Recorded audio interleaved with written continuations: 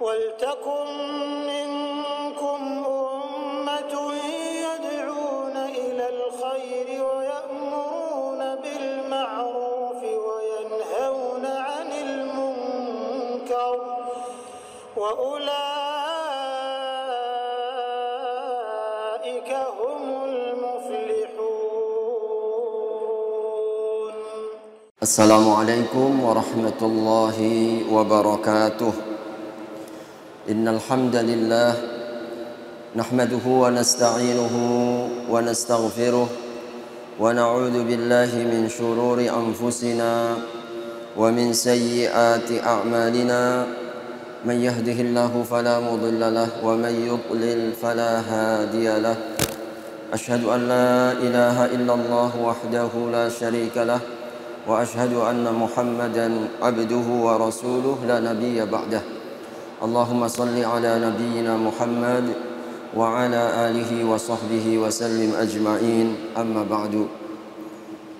Senantiasa pertama-tama kita panjatkan puji serta syukur kehadirat Allah Subhanahu wa taala atas rahmat serta taufik kepada kita bersama. Alhamdulillah, siang hari ini Allah karuniakan kepada kita begitu banyak nikmat dan karunia. Mudah-mudahan sholat zuhur berjamaah kita, majelis ilmu yang kita manfaatkan, bagian dari bentuk syukur kita di hadapan Allah Subhanahu wa ta'ala. Salam dan salawat tidak lupa mari kita sampaikan kepada Nabi Allah Muhammad sallallahu alaihi wasallam, keluarga, para sahabat, serta seluruh umatnya hingga akhir zaman. Hadirin rahimakumullah, salah satu di antara perkara yang terus kita mohonkan di hadapan Allah karena menjadi puncak dari prestasi seorang hamba dan nilai kita di sisi Allah Subhanahu wa taala adalah penutup yang baik atau yang kita sebut dengan husnul khatimah. Oleh sebab hadirin, tidak ada jaminan, tidak ada garansi bahwa kebaikan kita mengantarkan kepada husnul khatimah, maupun juga sebaliknya.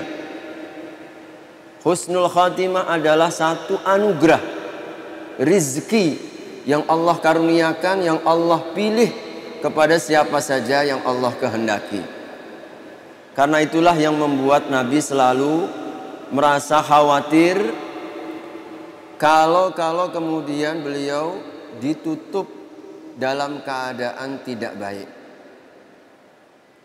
Maka doa yang sering dan disampaikan, dipanjatkan oleh Nabi, ya muqallibal qulub, wahai yang membolak-balikkan hati. Doa yang sering dibaca oleh Nabi, Rabbana la tuzigh qulubana, ya Allah janganlah engkau palingkan hatiku ba'da idh hadaitana, setelah engkau beri kami hidayah. Bahkan Nabi SAW mengingatkan kewaspadaan, jangan pernah merasa aman, merasa terpedaya dengan apa yang Allah bukakan bagi kita. Sebab ada seorang hamba yang kedekatannya dengan surga tinggallah sejengkal. Begitu baiknya, begitu taatnya. Namun ternyata ketetapan Allah telah mendahului hingga kemudian dia ditutup dengan keburukan. Akhirnya masuk ke dalam neraka. Ada pula hamba yang kedekatannya dengan neraka tinggal sejengkal. Qadra shibrin. Lalu ketentuan dan keputusan Allah yang telah lalu, kemudian sang hamba ini ditutup dengan kebaikan, husnul khatimah, ditetapkan ke dalam surga. Satu sisi jangan pernah merasa aman, sebab terpedaya, merasa ujub, bangga, dan merasa baik, merasa soleh, ini membahayakan, penyakitnya syaitan. Sisi yang lain juga jangan pernah kita meremehkan orang. Boleh jadi Allah Subhanahu wa ta'ala memandang ada beberapa perkara amal soleh yang dipandang meskipun kecil ternyata di sisi Allah sangat besar. Lalu dia ditutup dengan husnul khotimah. Jangan bangga apa yang ada pada diri kita, agar terus kita berusaha untuk menjaga. Sebab hadirin, salah satu pertanda kebaikan saat kita dalam kebaikan. Dan setan berusaha untuk menggelincirkan kita, membangun agar muncul ujub, muncul terpedaya, bangga terhadap apa yang kita miliki, lalu menyombongkan diri kepada orang lain, meremehkan orang lain karena tidak seperti kita. Maka hadirin, ini prinsip utama yang selalu kita mohon kepada Allah, karena hati di dalam genggaman Allah. Yang kita lakukan adalah terus meminta disertai dengan sebuah amal nyata. Harapan kalau tidak disertai dengan amal nyata, maka ini adalah kemunafikan. Kita bermimpi, oleh karenanya mohon husnul khatimah. Dan kalau kita ingin dikehendaki Allah Subhanahu wa ta'ala baik, maka posisikan kita di dalam kebaikan. Yang ingin saya sampaikan di kesempatan siang hari ini, ada kesalahpahaman atau kerancuan dengan sesuatu yang tampak secara zahir, lalu disimpulkan dia husnul khatimah. Dia tidak kemudian melihat dari rentetan, bagaimana perilaku, bagaimana adat kebiasaan, bagaimana rutinitas kehidupannya, tidak menjadi sebuah penilaian. Seakan misalkan ada orang kemudian meninggal, langsung ketika di masjid, apakah kita kemudian mengatakan, oh dia husnul khatimah, meninggal di masjid secara zahir? Atau mungkin ada orang yang meninggal dalam menggenggam Al-Quran, wah dia husnul khatimah, menggenggam Al-Quran meninggalnya, tanpa kemudian kita melihat rentetan kehidupannya. Maka ini yang diingatkan oleh Syekh Shalih Utsaimin dalam satu di antara fatwanya, bahwa tidaklah demikian. Bahkan orang terbaik paling istimewa, Rasulullah Muhammad sallallahu alaihi wasallam, beliau meninggal di atas tempat tidurnya. Abu Bakar As-Siddiq, umat yang terbaik, bahkan iman seluruh umat ini, kalau ditimbang dengan umatnya Abu Bakar As-Siddiq, tidaklah ada nilainya. Beliau pun meninggal di atas tempat tidurnya. Siapa yang tidak kenal dengan Saifullahil Maslul, Khalid bin Walid? Tidak kurang 100 pertempuran beliau berharap agar mendapatkan syahid di jalan Allah Subhanahu wa ta'ala. Sambil meratapi nasib, beliau meninggal di atas tempat tidurnya. Lalu apakah kita katakan Rasulullah tidak husnul khatimah, Abu Bakar As-Siddiq tidak husnul khatimah, atau Khalid bin Walid tidak husnul khatimah? Hanya di tempat-tempat atau mungkin dalam keadaan biasa. Lalu kita mudah sekali menyimpulkan dia meninggal di masjid, husnul khatimah. Mudah-mudahan kita berdoa. Atau dia sambil memegang mushaf, atau ketika berada di tempat-tempat tertentu yang di sana kebaikan.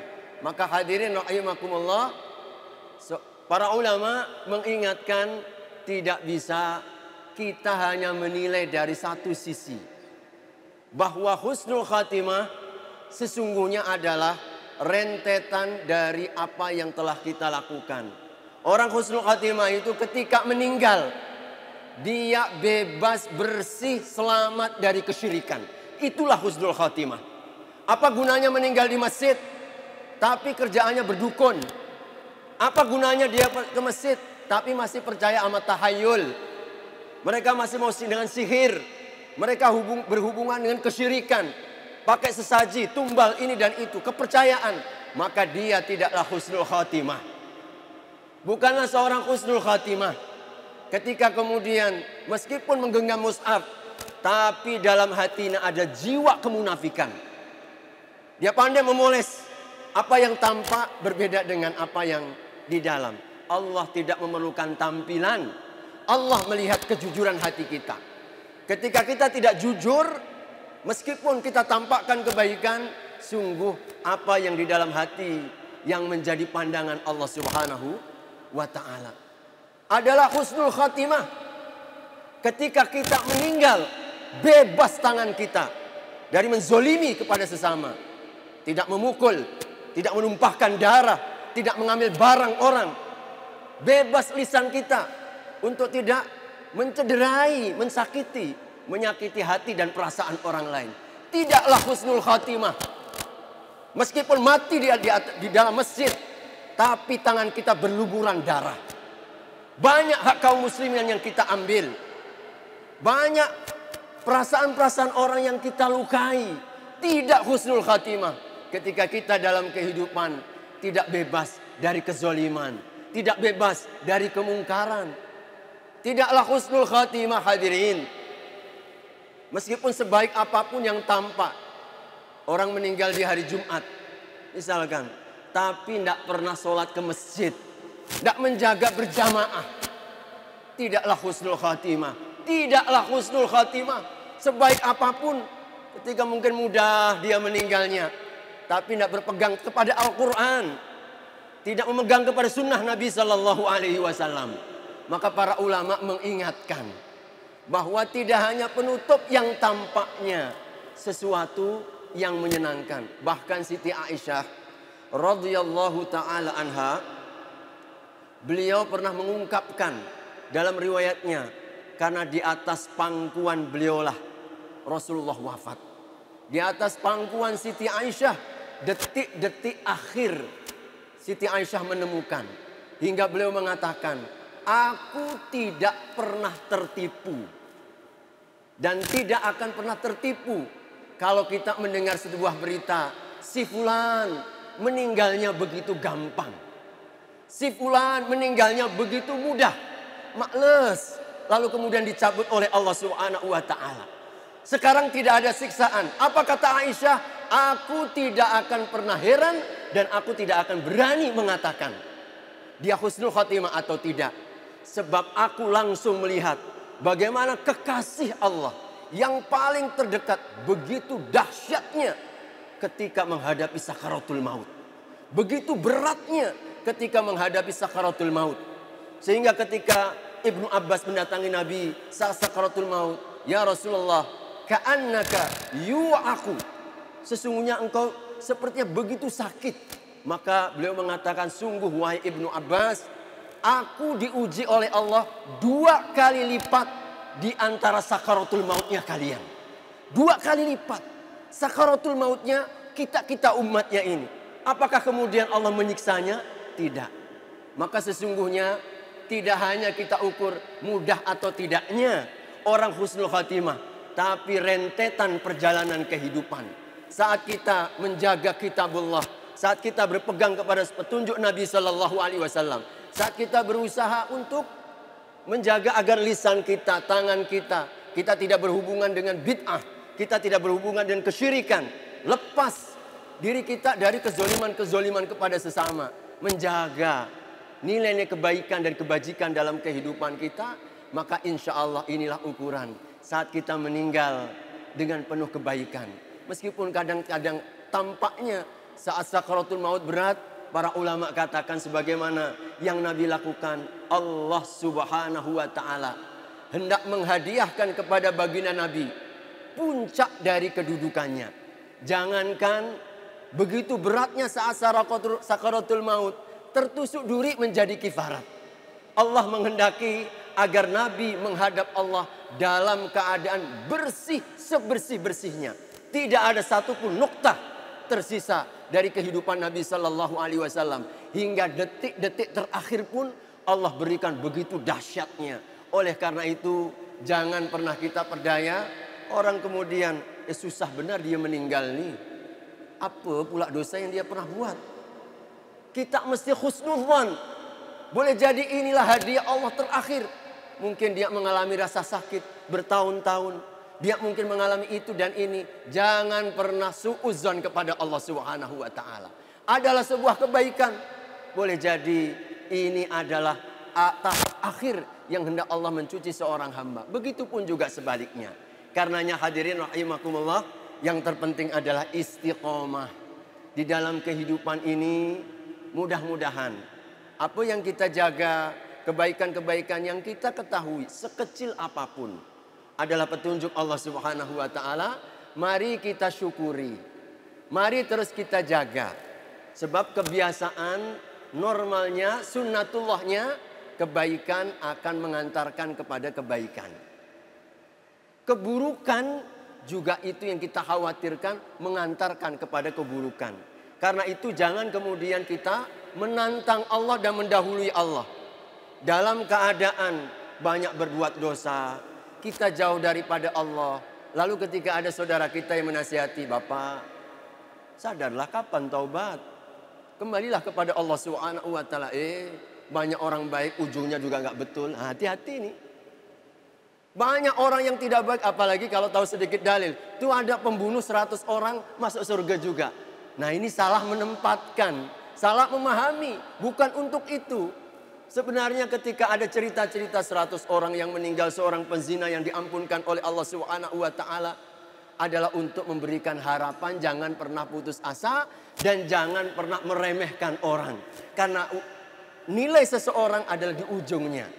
Begitupun juga kita jangan pula merasa bangga dengan apa yang ada. Teruslah kita khawatir, sebab inilah sifat seorang mukmin yang Allah puji di dalam surat Al-Mu'minun, surat 23 ayat yang ke-60. Walladzina yu'tuna ma atau wa qulubuhum wajilatun annahum ila rabbihim raji'un. Yaitu orang-orang yang melakukan amal. Mereka yang beramal, mereka yang sholat, mereka yang taat, mereka berpuasa, mereka berhaji, mereka bersedekah. Tapi hatinya takut. Maka Aisyah bertanya, ya Rasulullah, apakah dia lepas berbuat zina? Ataukah dia telah berbuat maksiat minuman keras misalkan? Enggak Aisyah, dia lepas sholat, dia lepas berpuasa, dia lepas berhaji. Tapi hatinya selalu khawatir kalau amalnya tidak diterima. Kalau dia meninggal dalam keadaan tidak baik. Sehingga keadaan jiwanya inilah hadirin yang terus memacu, terus mendorong untuk tetap menjaga. Karena kekhawatiran. Sebaliknya orang-orang yang tertipu bahkan disebut oleh Allah paling rugi. Paling rugi.